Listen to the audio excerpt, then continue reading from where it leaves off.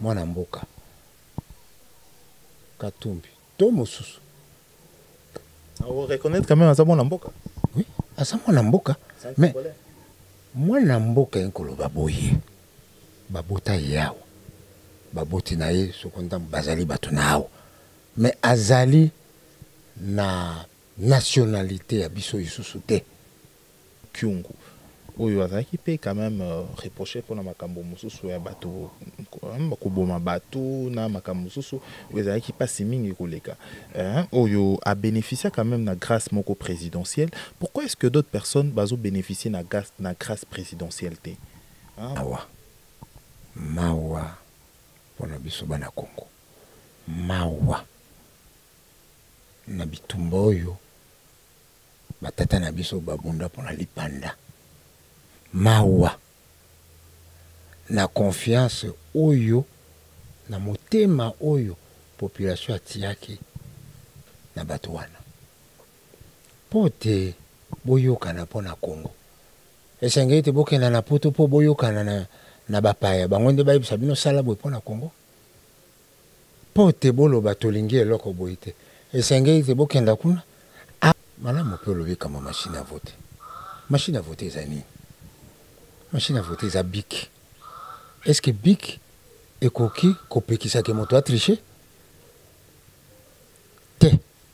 Machine à voter ekoki kopekisa moto a tricher te. Nzokande. Eloko nini kopekisa moto a tricher? Motema moye liboso. Okoko tuna ndeko na biso Basile.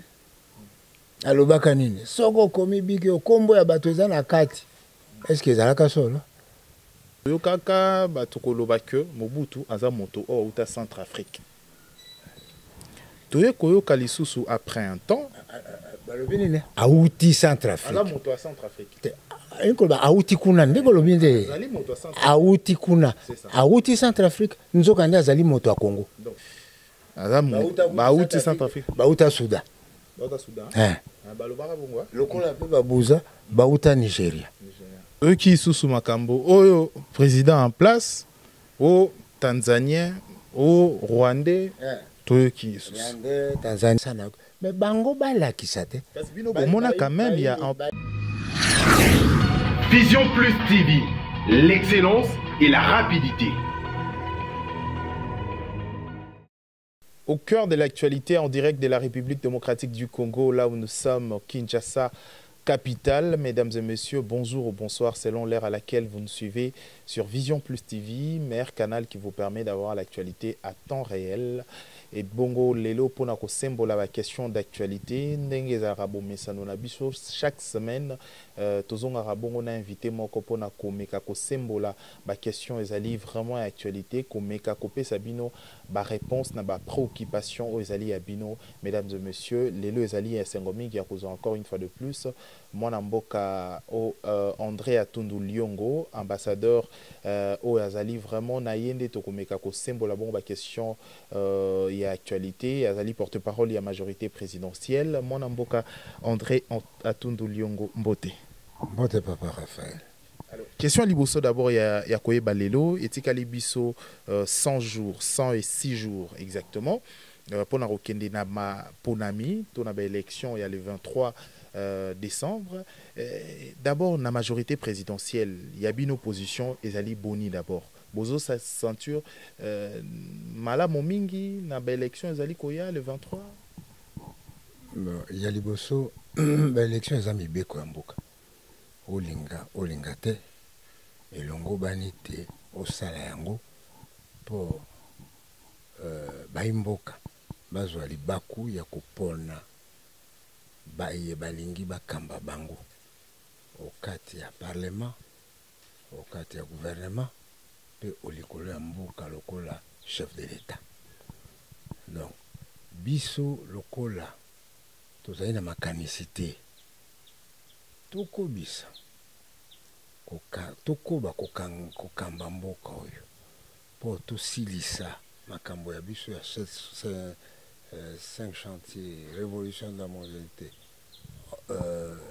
émergence 2030 toti bato bisika biso na niveau ya président ya république ndeko yebi ezali mwana mboka Shadar ye bato baso bayebi ye azalaki ministre intérieur asisi makambo ya Kivu makambo ya Kasai akamula sapo abundeli makambo ya Ituri azalaki pe mokonzi azali d'ailleurs secrétaire permanent ya PPRD bato nyonso bayebi ndenge atambolaka mpona kobenga bato te bakenda na maponami wana nde toma na biso molobeli wa biso pe oyo tokobundela ye mpo te akoma mokonzi ya mboka na ntina te biso bamajorité tokoba kokonza mboka oyo engebene na makanisi oyo tobandaki na mwana mboka Kabila mpo te oyo tokopona oyo totindi soko baponi ye akoka kosala mosala na bolembo mpe na bolamu esengeli te azala na baponami mingi ezala na parlement national ezala na parlement provinciaux nyonso ifo azala na bato yango omoni biso mpe totandeli ye bato bisika bina biso tokolikia te sima le 23 décembre ye akokoma mokonzi mpe akozwa parlement bato mingi oyo balobaka français majorité ya parlement wana ekozala mpo na ye majorité ya baparlement ya province ekozala mpo na ye na ntina te akoka kokamba mboka ndenge nalobi engebene na makanisi mpe na makambo oyo tobandaki na président Kabila. L'avenir ya politique ya Congo soki lelo totie yango na conditionnel soki lelo Emmanuel Shadari, votre candidat comme président de la République, l'avenir il y a diplomatie d'abord yamboka oyo parce que il faut que le bakoye ba embargo et belé tande la makipe na kombo na ye na makambo itali kamona sa poza reprocher et bongo un candidat ou peut-être azana ba bon terme na ba bandeko mosusu ya bapayate ekoki kokweyisa diplomatie ya mboka na biso te oza kotala makambo eza koleka na Amerike mokonzi wa ekolo ya liboso ekopona ye bayi ekolo ya mibale ya kosala mpona ekolo mpe mpona bayi ekolo makambo oyo bato mosusu baza kokanisa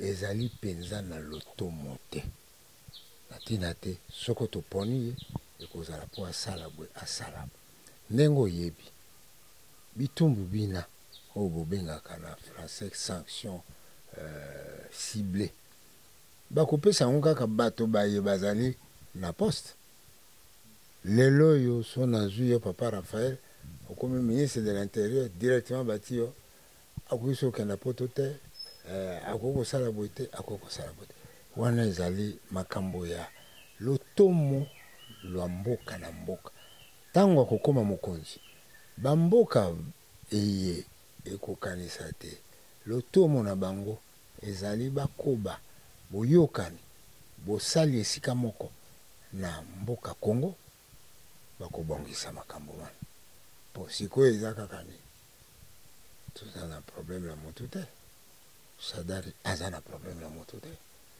azalaki nde bazoloba nde mpo ye azalaki ministre de l'intérieur donc il faut asala wana ezali bapression politique yango kolobake baza kolinga kosala te tolanda makanisi mabango yango wana bazali koloba te soko ozali mokonzi ya Congo osali boye te tokosala yo boye okoya epa na biso te me wana eza makambo na bino mokonzi wa Congo akolanda maye bana ba Congo bazali koloba na ya sala maye lotomo lwa Congo lozali kotinda te asala.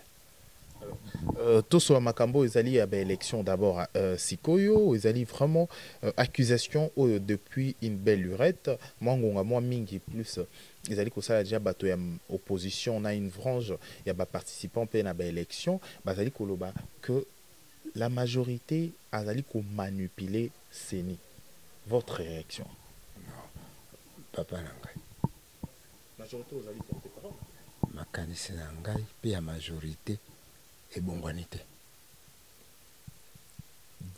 Kubanda et bandeli ya makambo man. Pona nini? Na kati ya seni. Président na bango aza moto société civile. Vice-président aza moto majorité. Secrétaire nani rapporteur azali moto ya opposition. Bato ya INC bazali, bato ya MLC bazali. Sikoyo toko manipule ndenge toko somba bango. Soko ba monike toko somba bango. Balongola bato na bango, batinda bato mosusu. IDPS alongola déjà aye bongo ba changer te. Wana makambo na bango interne wana. Wana etali biso te.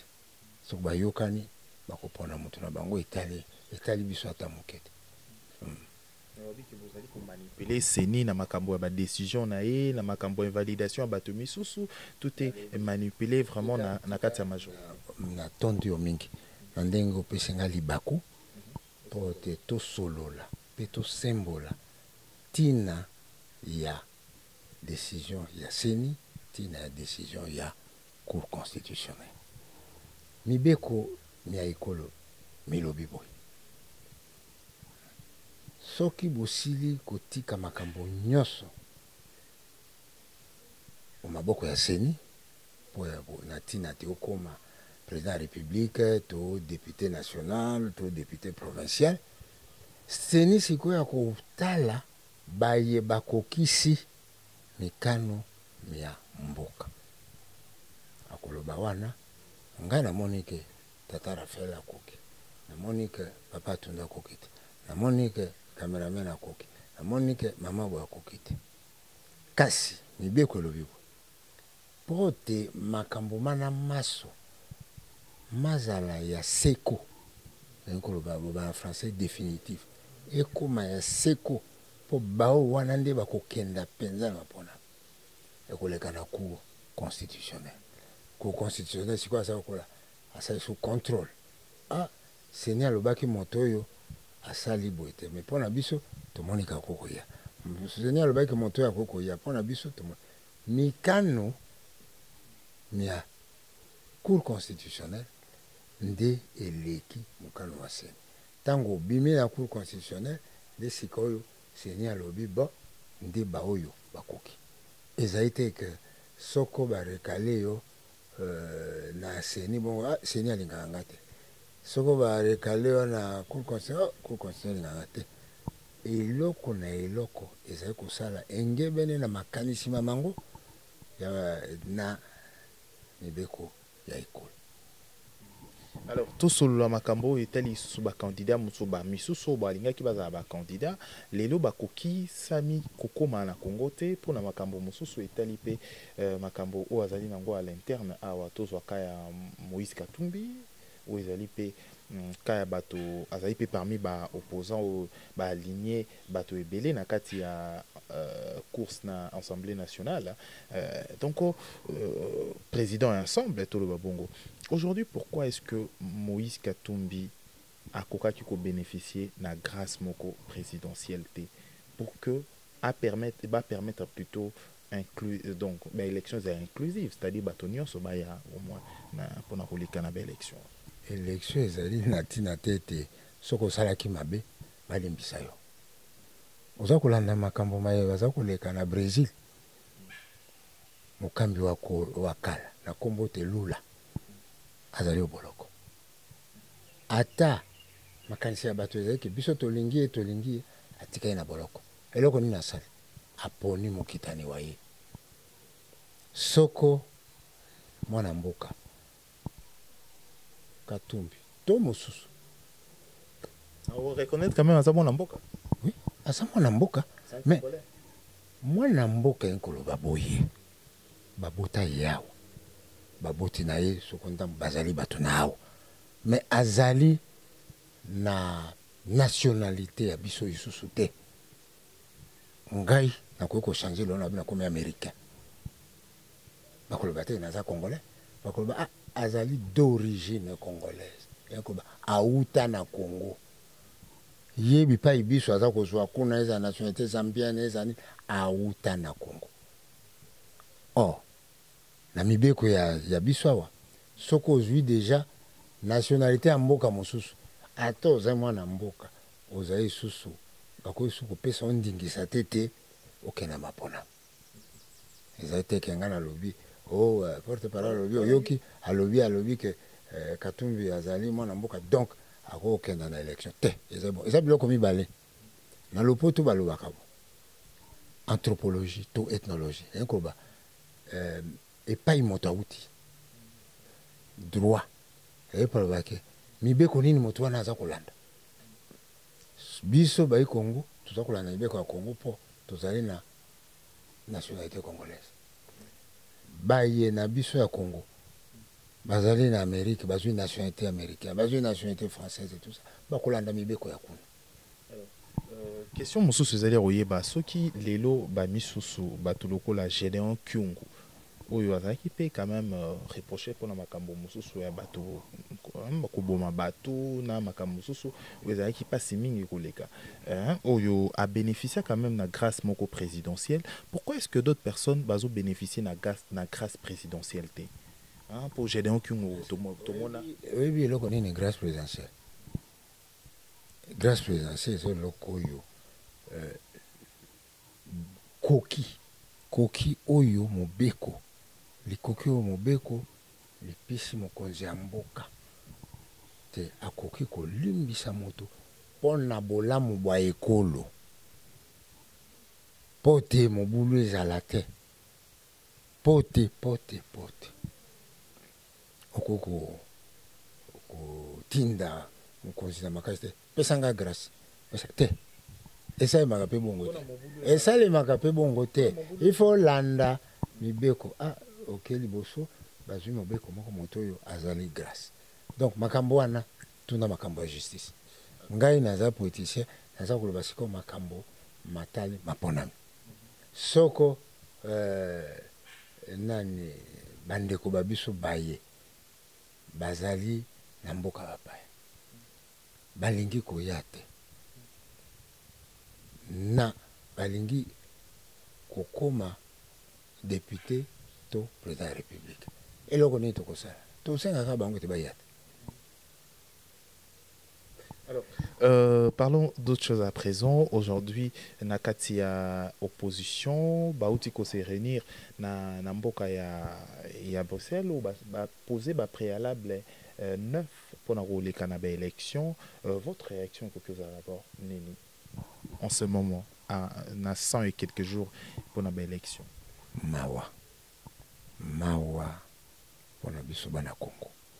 Mawa na bitumba oyo batata na biso babunda pona lipanda mawa na confiance oyo na motema oyo population atiaki na bato wana pote boyokana pona Congo esengeli te bokenda na poto po boyokana na bapaya bango nde bayebisa bino sala boye pona Congo pote boloba tolingi eloko boye te esengeli te bokenda kuna awe pa na biso soko olingi eloko te nzela eza mibale okepa na seni olobi na ye eloko boye soko obundi makasi ti seni andimi mwana oyo aza na raison moninga oyo aza na raison ndeko oyo aza na raison okomona akosala soko mpe omoni ke seni alandi yo te kenda na cour constitutionnelle ngai atundu nalobi bo nakendaki na seni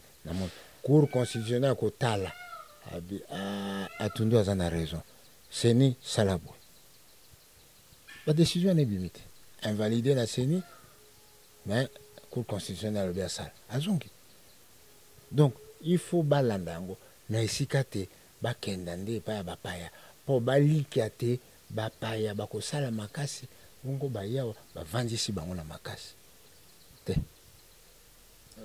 L'élection etikali biso mikolo o etikali ya moke mingi to sengi d'abord parce que vous allez à acteur politique au mona ba régime belé pe également aux allez pe moto oyo oyebi Congo malamu mingi na makambo oyo allez koleka aujourd'hui s'il faudra vraiment ça là un peu analyse la situation au Congo ezali nango lelo na pendant et après élection est-ce que climat moko de paix ezali ko s'assurer une lueur de paix ezala yambo ezala otango ezala sima ya bapona eloko oyo kopesa kimia na mboka ezali motema ya boboto ya moto na moto motema ya boboto yen koloba boni soko kwe koloba te lokwa na kwe na tumba mboka zila mbala ya sima soko tribunal ekwesi yo koloba te na tumba tribunal zila mbala ya sima soko moto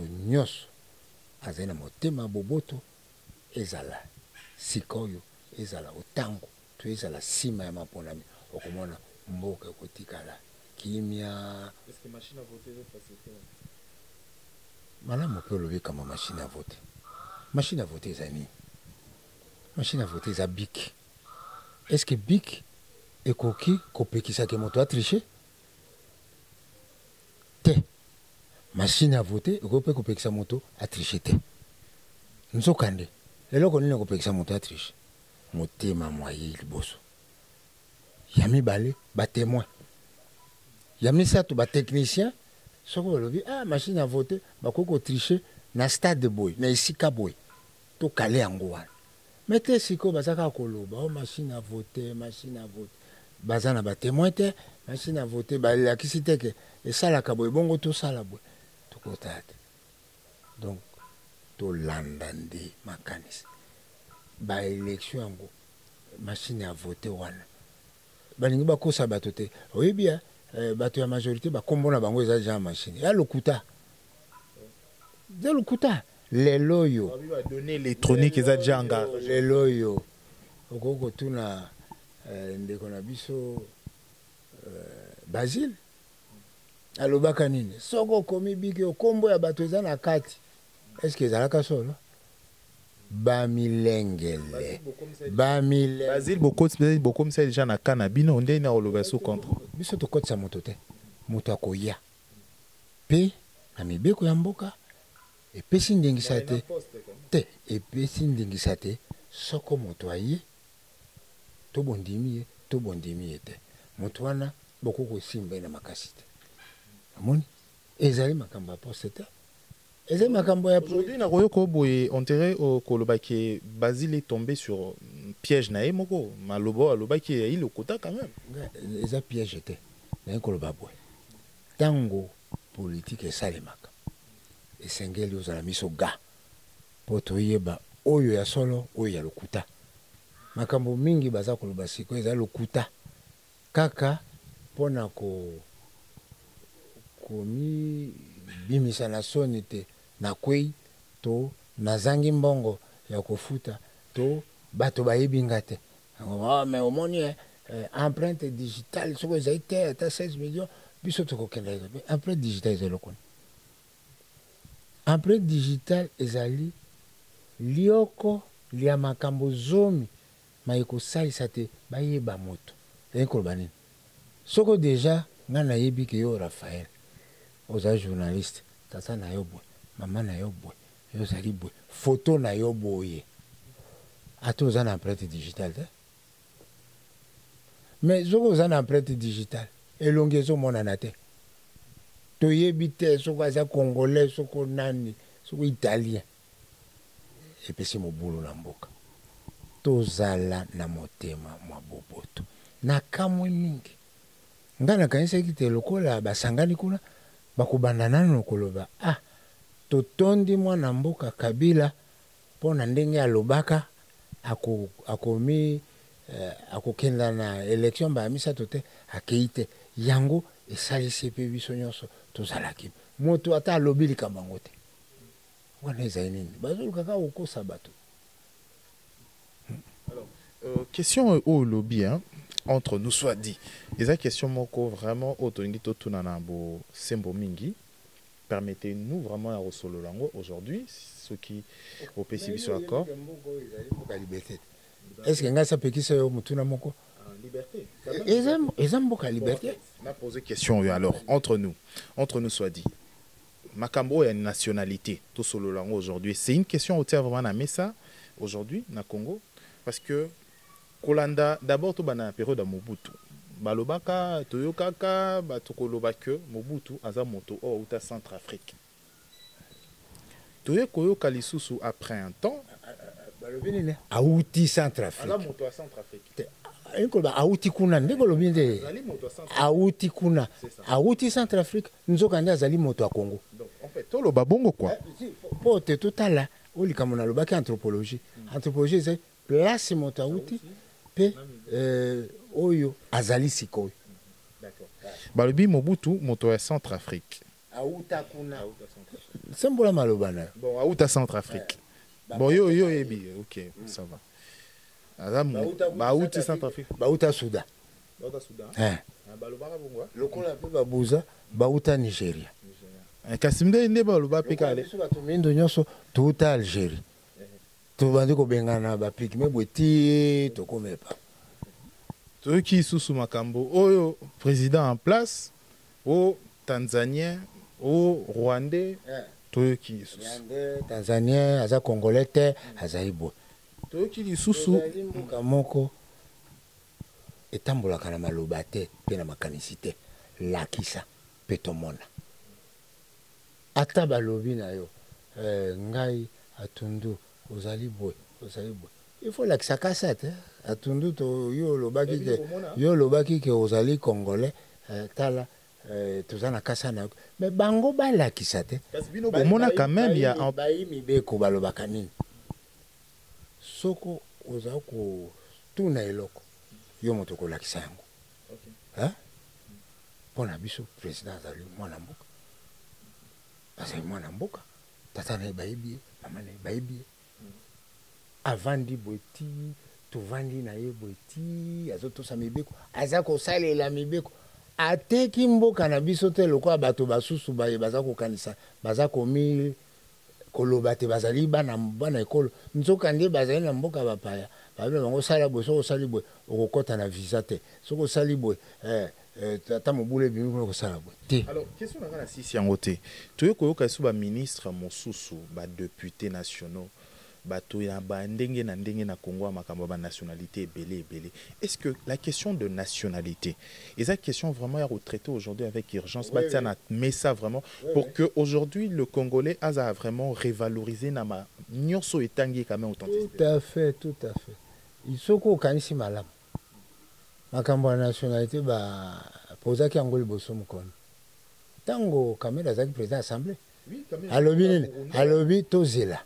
Alobi tozela te mobeko zobate tobe taper CT wana tobe taper CT s'il vous plaît gara wa ekolo okonza mboka bite mboka ekoko tambola boite tozo risquer moko tokoma président za angolais président ya assemblée azali tanzanien président ya sénat azali burundais nani chef ya armée azali américain alors wana mboka ekufi yango décision wana mokano mona et bato baso ba ministre bazana gouvernement oyebi bango soko bazana deux nationalités bayebi yango bato ya majorité bao bazana na deux nationalités bakoko se présenter te toyebi yango donc botika moto na moto asala mosala moye pote mboka etambola malamu moto nyonso ozala à l'aise yo kokozwa te oti mobulu awa bongo po za nationalité belge soko américaine soko italienne mobulu ebimi ambassade azwi atiki bana bato bakokufa pamba tokokufa biso esika moko tokobika biso baso esika moko tokosepela esika moko mpe tokotonga ekolo biso baso esika moko. Alors 58 ans après indépendance, il y a RDC aujourd'hui.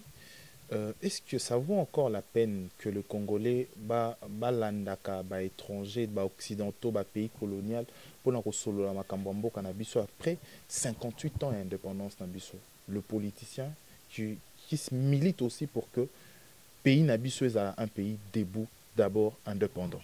Mais tout n'a pas bazali kuna. C'est une question en fait. Tout n'a pas baké kuna. Et l'oko nini baké ko sala kuna. Et l'oko nini baké ko sala kuna. Oyo ya liboso. Bayo kanaka nini. Esuki boni. Oyo ya mbala oyo. Pona nini baké kuna. Et l'oko nini balakeli bango.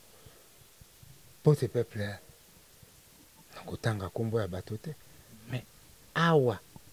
Mutu moko te azali pembeni ya pepe ke anga azo milenge te obe kuna ke asoko ebebi soko ese ekobeba oyo koya eya te mutu azali na motema ya bolingo motema ya boboto akoki kozwa makanisi mana te mutu nyonso akweyaka na likambo bobeti ndembo oyo alongi oyo akiti makambo wana esili obe na ntango ya ndembo bozongi na ndako bole lobi boke mosala esika moko ndenge moko na maponami ntango ya maponami boye lelo nga nakomi oyo akomi so nga nakomi lotomo te asalisa bato baso po baso wana bato bana baso bato ekola so yo okomi okosalisa biso baso ekozala teke bo lokwa nga akomi bon ambassadeur atundo azalaki contre nga ye akota boloko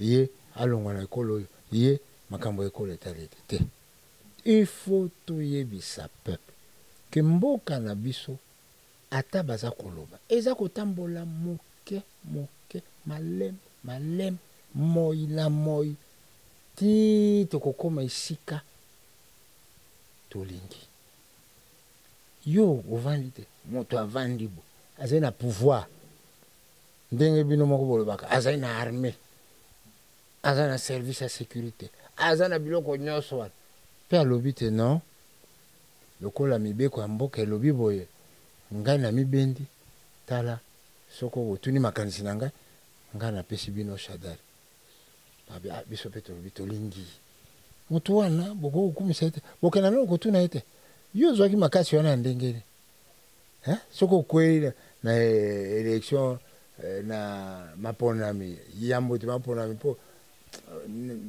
yambo te maponami esalema bakopona yo nano te soko okwei omoni kesai motema pasi na ngai nazala candidat président kende mpe otuna président Kabila te papa yo osalaki ndengeni ngai namoni ke nazokoka te ya koloba no te tosa mibeko mbala ya nsima okokoka kosala eloko oyo olingi.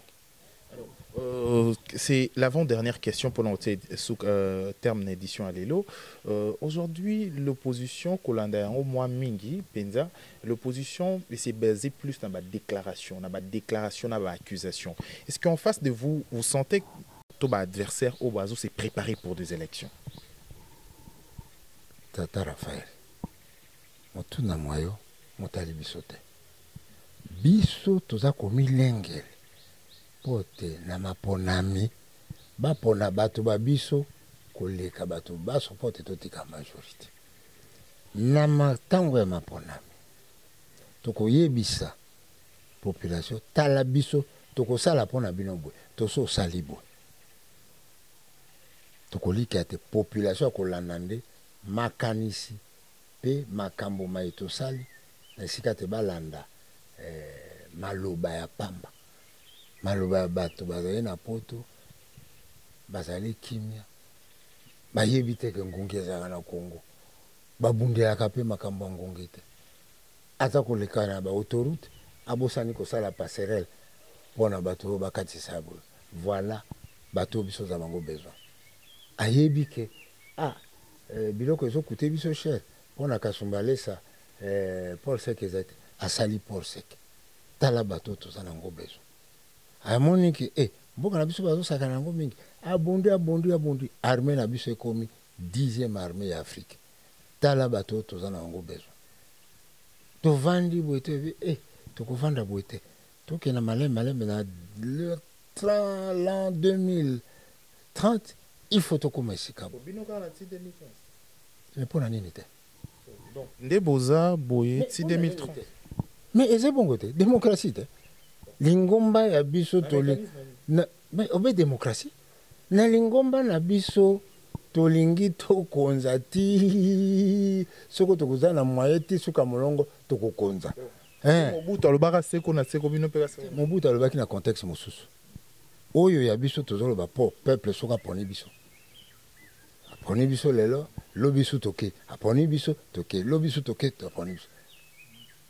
C'est quand même satisfait aujourd'hui avec le bilan de la majorité. C'est une question en fait. Dernière question pour toute cette terme d'édition Lélo. Comment avec votre bilan, avec le candidat Chadari, votre candidat, est-ce que vous pensez vraiment aujourd'hui, ça serait facile pour vous briguer magistrature suprême? Mais ngana lobby, mutu na mono tokozwa yano na yango le 23 décembre. Pona lelo toza komilengele toyebisa bato te motako sabino te soko ezalaka biso te bozwi point ya kisuka te oyo ezalaki soko mbula beti ezwi epa bo moyokasi eza te mbula beti na butu moyo yepa bo ata oza maladi te po ya lwangi oyo ezalaki babiloko wana nyonso etali nde biso toza kolanda peuple akojuge biso likolo ezate ke biso moko tokanisa lokola mingi baza kuna ngai nde leader ya opposition naturel peuple na ngai te peuple eza ya biso nyonso sika oyo nde peuple tolakisa te peuple aza mokonzi. Et la mesure où se beau perdre lelo na ba élection bongo tokokufa oso yoki na oteke to perdre élection ya ba gouverneur ya province tokufa te soko to perdre to komilengele pomba la sim tina eza suka molongo te. Merci. Merci. Merci son excellence monsieur l'ambassadeur André Atundu Liongo. Naïne to symbole qui va question d'actualité naïe ezalaka bongo vraiment pour na ko symbole ba question nyonso ba tâche nyonso za ki na kokoso mingi koleka donc to solo la ki naïe je rappelle qu'azali PCA il y a Snell azalpi également porte-parole il y a majorité présidentielle naïne to symbole qui va question d'actualité. Merci Nabino de Bolandi biso pesa biso fidélité Nabino pour na ko informer bino chaque semaine. Merci Nadodi l'enfant gâté pour la presse de vie. Tokutani prochainement na invité Monsoso pour na ko symbole la question d'actualité. Au revoir.